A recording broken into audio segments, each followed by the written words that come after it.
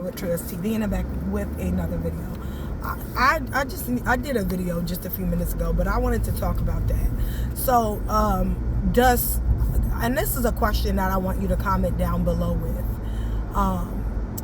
Do you think that social acceptance is what fueled the relationships today? Like, people date based on what is popularly accepted. Because I realized even when I was going to school, how there was this guy that I truly liked, who I was rejected by. But mind you, let me give you a backstory. Nobody liked me. Don't ask me why. In Job Corps, because that's where I went. Nobody liked me. I don't know. I can't tell you. I can't tell you why they didn't like me. People just didn't. I was just not a popular person. People did not like me. I don't know. They didn't like Jesus Christ. Amen. So at the same time, I liked him, but he rejected me, and he went out with this other girl whom she didn't look. I don't know, but I realized that people didn't dislike her. So he was willing to take the chance to date her because nobody disliked her and everybody did not like me. So so I didn't realize how a lot of these black men and a lot of these white women, like let me just say this, I have never, all of my life, from teenage years to adulthood, ever dated anyone based off whether or not society or people around me was okay with it or accepted it. I've never chosen a partner or a boyfriend based on whether or not my mother, my father, my sister, my brother, my niece, my nephews, cousins, uncles, my best friends, my friends, people around me. I never dated anybody with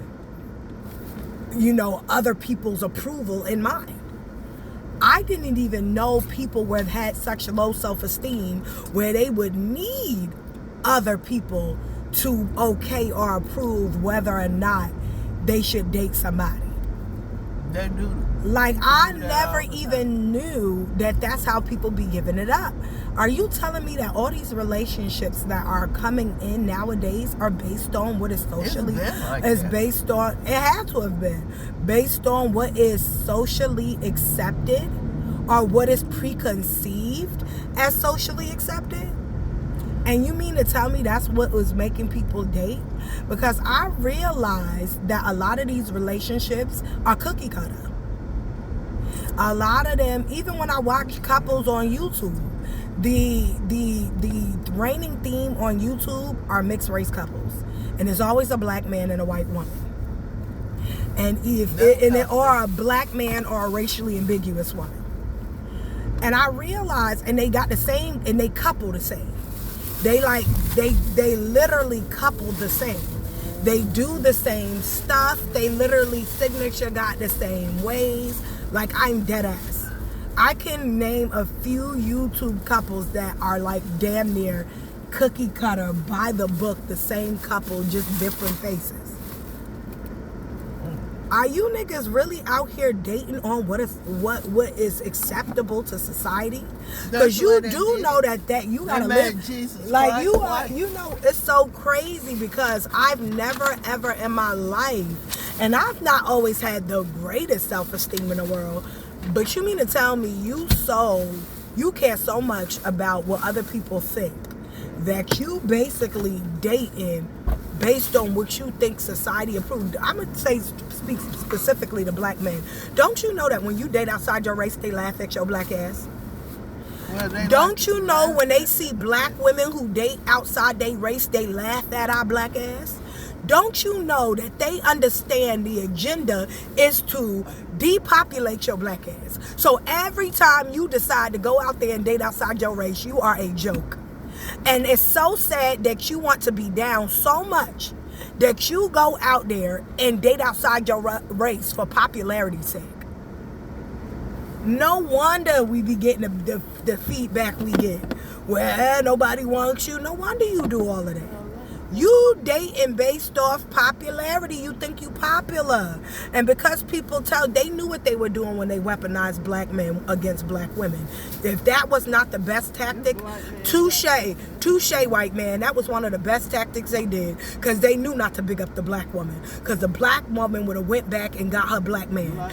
Black women would have turned around and said, all right, if you making me the sexy, hold on, we did it with colorism. If you made me the sexy one, and the most desired, I'm gonna go and make my man the most desired too.